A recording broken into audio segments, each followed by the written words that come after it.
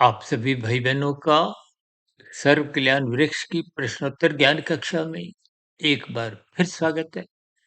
आज की चर्चा में किसी भाई बंधु द्वारा एक प्रश्न भीड़ के ऊपर लेकर कुछ आपत्ति सी जताई गई है, क्योंकि कुछ रोज पहले ही हमारा देखिए ब्रह्म मुहूर्त ज्ञान उपदेश कक्षा में एक वीडियो भीड़ को संसार से जोड़ते हुए और एकांत को परमात्मा से जोड़ते हुए एक चर्चा हमने ब्रह्म मुहूर्त ज्ञान उपदेश कक्षा में रखी थी।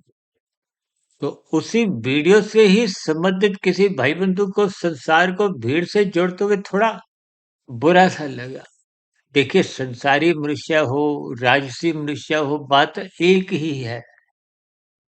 अक्सर जब जब आपके हमारे कुछ विषय भोगों की स्थितियों को, कुछ मनगढ़ंत स्थितियों को जब कुछ ठेस पहुँचती है, यथार्थ ज्ञान की स्थितियाँ आप और हम पचा नहीं पाते।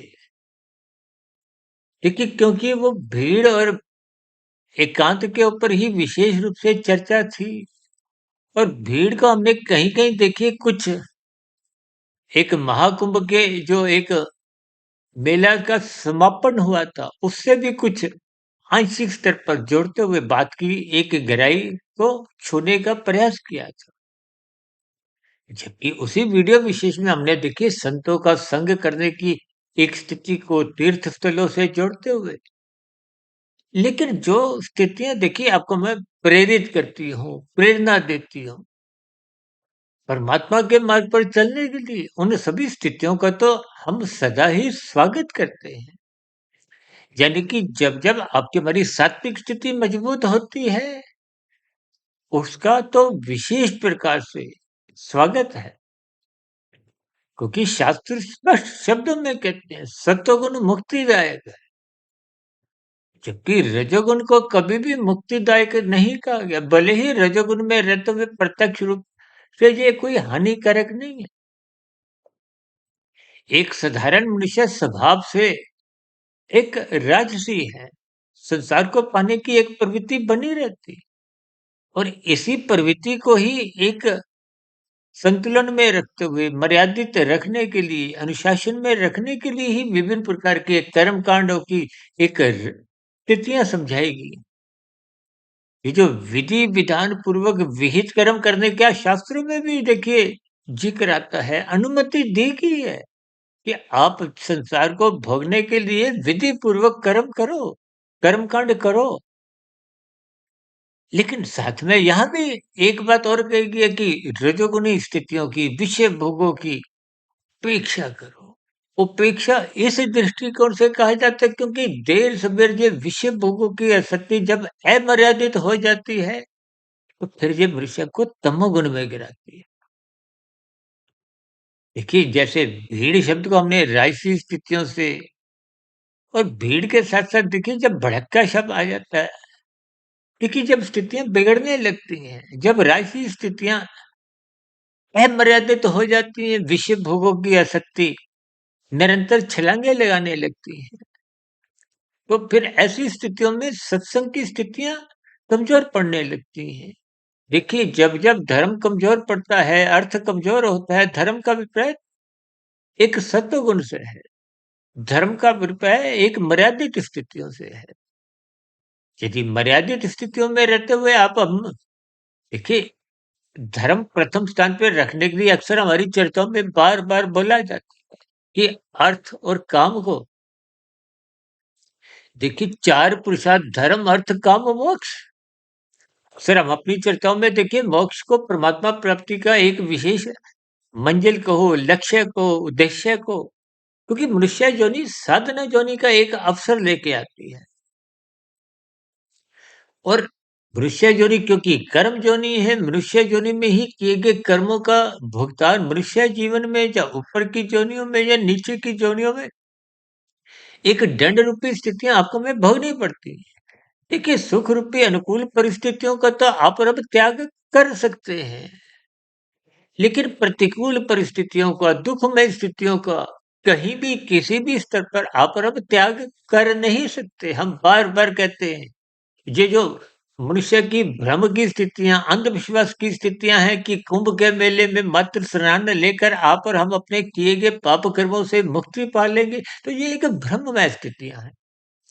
देखिए, नदियों में स्नान करना एक सात्विक स्थिति है, संतों का संग करना एक सात्विक स्थिति है, तीर्थ स्थलों पर जाना एक सात्विक स्थिति है। ये सभी स्थितियां आपको हमें परमात्मा से जुड़ने में एक मददगार होती है। लेकिन भूतकाल में जो आप और हम पाप कर्म कर चुके हैं, उन किए गए पाप कर्मों का देखिए कोई धुलाई ऐसी स्थितियां होती नहीं। लेकिन इनके अलग भावार्थ हैं कि यदि आप इन तीर्थ स्थलों पर जाते हो, संतों का संग करते हो, सात्विक स्थिति मजबूत करते हो, सात्विक स्थिति मजबूत होने से जो नए कर्म है, वो शुभ दिशा की ओर, सात्विक दिशा की ओर चलने लगते हैं, बढ़ने लगते हैं, होने लगते हैं।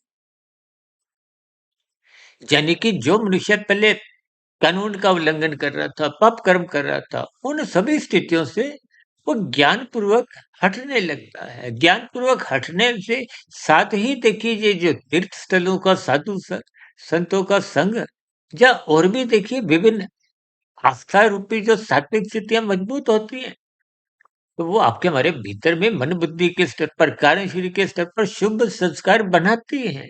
वो शुभ संस्कार आपके हमारी एक शक्ति है।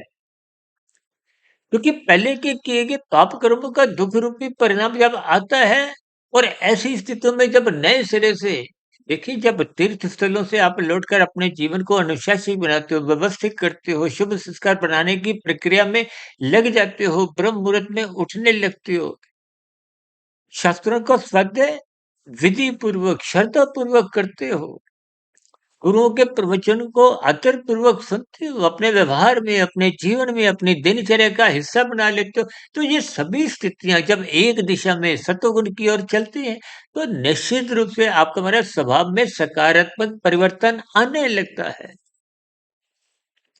पाप कर्म छूटने लगते हैं। तो फिर ऐसी स्थितियों में आपके शुभ संस्कार बनने लगते हैं। देखिए, जब हम बार-बार कहते हैं ना श्रद्धा पूर्वक सत्संग करो, वो 1% की स्थूल शरीर के स्तर पर सफलता है।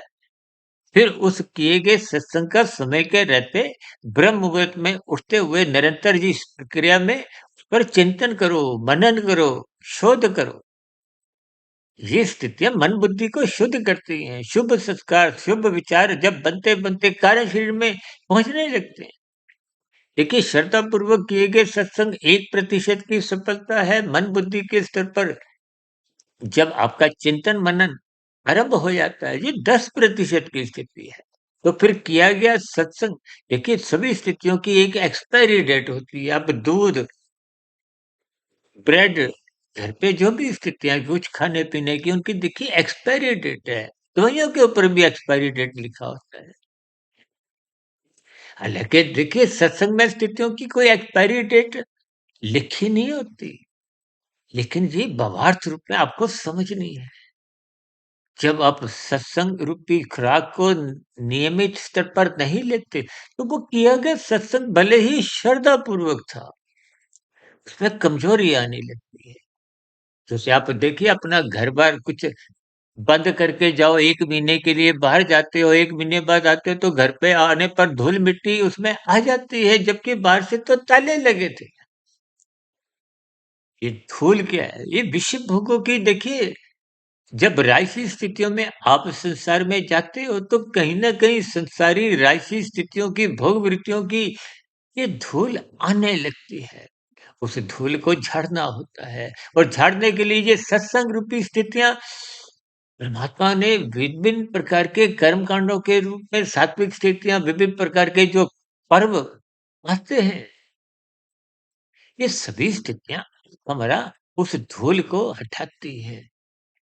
देखिए शीशे के ऊपर भी जब धूल आने लगती है, तो आप अपना प्रतिबिंब, आप अपनी शक्ल सूरत देखने में समर्थ नहीं रहते। ठीक इसी तरह आत्मा रूपी, ज्ञान रूपी प्रकाश पे भी जब मन बुद्धि के स्तर पर बुरे विचारों की धूल मिट्टी आने लगती है, विषय भोगों की आसक्ति के कारण आपके हमारे विचार बिगड़ने लगते हैं। ये बिगड़े हुए विचार ही देखिए मन बुद्धि को दूषित करते हैं, मैला करते हैं और यही धूल जब मिट्टी में बदल जाती है, देखिए निरंतर धूल आने से वो मिट्टी का रूप धारण कर देती है, यानी कि निरंतर भोग विषयों की आसक्ति ही मनुष्य को तमोगुण में गिराती है। इसीलिए ये रजोगुण को कमजोर करने के लिए, मर्यादित स्थितियों में रखने के लिए, ये तीर्थ स्थलों पर जाना एक अच्छी बात मानी गई है। लेकिन आस्था पूर्वक जाइए, विधि पूर्वक जाइए। इन सभी स्थितियों को आप और हम जितना जितना ज्ञान पूर्वक समझेंगे, देखिए उस वीडियो विशेष में भी जिस भीड़ को एक साधारण मनुष्य ने थोड़ा एक आपत्ति जताई है। देखिए भीड़ भड़क्का शब्द भी आपको हमें कुछ ऐसी ही स्थितियों का बोध कराता है। भीड़ से ही भेड़ चाल की स्थितियां भी हैं। देखिए जब बिना सोचे समझे आप किसी स्थिति को अपना लेते हो, उसके पीछे का यथार्थ ज्ञान विज्ञान समझते नहीं। हम तो बार बार शास्त्रों की बातों को किन्हीं न किन्हीं परिस्थितियों में, देखिए शाम की संध्या बेला ज्ञान कक्षा में, जो कि अब सर्व कल्याण वृक्ष के अंतर्गत प्रश्नोत्तर ज्ञान कक्षा या साधारण परिस्थितियों में संसारी विषयों की परिस्थितियों पर कुछ चर्चाएं रखते हैं, ताकि आपका हमारा सत्वगुण बलवान हो, सात्विक स्थिति मजबूत हो। सात्विक स्थिति मजबूत ही परमात्मा से जोड़ने में एक आधार तैयार करती है, एक नींव तैयार करती है। अक्सर हम एक उदाहरण बार-बार अपनी चर्चाओं में देते रहते हैं कि देखिए आईएएस अधिकारी बनने के लिए आईएएस परीक्षा की जो एक है, मुख्य परीक्षा है, उसमें बैठने का अधिकारी तो वही बनता है जो पहले प्रिलिमिनरी टेस्ट पास कर जाता है, आरंभिक परीक्षा में उत्तीर्ण हो जाता है। तो जो मनुष्य है आरंभिक परीक्षा में ही फेल हो जाता है, तो वो तो देखिए मुख्य परीक्षा में बैठने के अधिकारी ही नहीं। जब आप मुख्य परीक्षा के में बैठने के अधिकारी ही नहीं हो, तो फिर आईएएस अधिकारी बनने का तो एक सपना ही है। ठीक इसी तरह परमात्मा को पाने का जो आपका हमारा लक्ष्य है, उसके लिए आपकी हमारी सात्विक स्थिति मजबूत होनी चाहिए। क्योंकि परमात्मा विशुद्ध सत्वगुणी सत्ता है, आपकी हमारी आत्मा भी विशुद्ध सत्वगुणी सत्ता है। आत्मा ज्ञान स्वरूप है, परमात्मा आनंद स्वरूप है। और यदि आप सात्विक स्थिति मजबूत नहीं करते, नींव अपनी मजबूत नहीं करते, तो फिर बिना नींव मजबूत हुए आपकी हमारी जो कर्म योग, ज्ञान योग, भक्ति योग रूपी इमारतें हैं, वो बिना आधार के, बिना मजबूत नींव के वो स्थिर हो नहीं पाती। इसलिए हम सभी भाई-बहनों ने सात्विक स्थिति मजबूत करनी है। और वो सात्विक स्थिति मजबूत देखिए एकांतवास में ही होती है। भीड़ भड़क्के की स्थितियों में संसारी राजसी तामसी स्थितियां ही अक्सर बलवान बनी रहती है। यानी कि तामसी राजसी स्थितियों में आपकी हमारी एक स्थितियां कमजोर होती है, या यूं कहो कि जैसे प्रिलिमिनरी टेस्ट पास करके ही आप मुख्य परीक्षा में बैठ सकते हो, उसी तरह देखिए राजसी तामसी स्थितियां आपको परमात्मा से कर्म योग ज्ञान योग में स्थित होने नहीं दे रही। यानी कि नींव मजबूत तभी होगी, पहले आप सात्विक स्थिति मजबूत करें, और सात्विक स्थिति मजबूत भीड़ भड़क्के में संभव ही नहीं है। हो सकता है आज की स्थिति विशेष में आपके कुछ भ्रम दूर हुए हों, फिर भी के मन में कोई नया प्रश्न उठ रहा हो, या किसी अन्य भाई बंधु के मन में आज की वीडियो से रिलेटेड कोई नया प्रश्न उठ रहा हो, कोई मेरी कही गई बातें फिर आपको कोई आपत्तिजनक लग रही हो, आपके प्रश्नों का, सुझावों का और शिकायतों का फिर पुनः नीचे दिए गए कमेंट्स बॉक्स पर स्वागत है। इस चर्चा विषय को परमात्मा की प्रेरणा से, गुरुओं के आशीर्वाद से हमने देखिए इस पर विशेष क्रमबद्ध ज्ञान देते हुए विभिन्न 3 गुणों का, तमोगुण, रजोगुण, सत्वगुण, क्योंकि तमोगुण से अच्छा रजोगुण है, रजोगुण से अच्छा सत्वगुण है, और सत्वगुण में स्थित होकर ही आप विशुद्ध सत्वगुणी सत्ता से जुड़ सकते हो। और मनुष्य योनि में ही ये जुड़ना संभव है। तो ऐसे जुड़ने की स्थितियां आप भी बनाएं। इन्हीं शुभकामनाओं के साथ चर्चा विशेष को अब यहीं विराम देते हैं। कल सुबह फिर मिलते हैं किसी गंभीर विषय को ब्रह्म मुहूर्त ज्ञान उपदेश कक्षा में लेते हुए। तब तक सुधीर भाटिया फकीर को इजाजत दें। आप सभी भाई बहनों का आज की वीडियो विशेष को ध्यान पूर्वक, धैर्य पूर्वक और गंभीरतापूर्वक सुनने के लिए बहुत-बहुत धन्यवाद।